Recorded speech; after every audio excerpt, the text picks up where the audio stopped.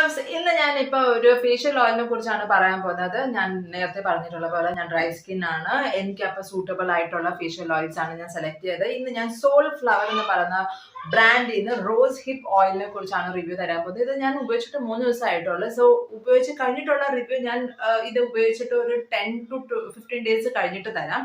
ഇതിപ്പം ഞാൻ ഇതിനെക്കുറിച്ച് ജസ്റ്റ് നിങ്ങൾക്ക് ഡീറ്റെയിലിംഗ് തരാനാണ്. ഇതുപോലത്തെ ഒരു ഡ്രോപ്പർ അതിൽ അവൈലബിൾ ആയിരിക്കും. അത് ഗ്ലാസ് ഡ്രോപ്പർ ആണ്. So the oil actually looks like this. അപ്പൊ ഞാൻ 2 ദിവസം യൂസ് ചെയ്തിട്ട് വെച്ച് പറയുകയാണെങ്കിൽ നിങ്ങൾക്ക് മേക്കപ്പിന്റെ മുമ്പേ യൂസ് ചെയ്യാൻ പറ്റില്ല. നോർമലി നമ്മൾ ഫേഷ്യൽ ഓയിൽസ് ഇടുന്നത് മോയ്സ്ചറൈസർ ഇട്ട് കഴിഞ്ഞിട്ടായിരിക്കും. അപ്പൊ മോയ്സ്ചറൈസർ ഇട്ട് കഴിഞ്ഞിട്ട് നിങ്ങൾ ഫേഷ്യൽ ഓയിൽ ഇട്ടിട്ട് ഫൗണ്ടേഷൻ ഇടുകയാണെങ്കിൽ മേ ബി അവിടെ ഗ്രീസി ആകാനുള്ള ചാൻസ് കൂടുതലാണ്.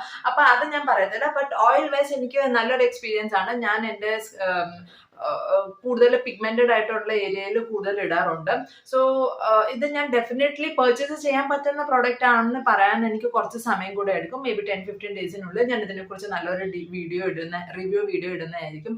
ഇപ്പം ഞാൻ ഒന്ന് കാണിച്ചതാക്കി. ഇത് നിങ്ങൾക്ക് മേക്കപ്പിന് മുമ്പേ ഇടാനുള്ള ഒരു പ്രോഡക്റ്റ് ആയിട്ട് ഞാൻ റെക്കമെൻഡ് ചെയ്യത്തില്ല. ബിക്കോസ് ഇത് ഭയങ്കര ഓയിലിയാണ്, അബ്സോർബ് ആകാൻ ഭയങ്കര പാടുമാണ്.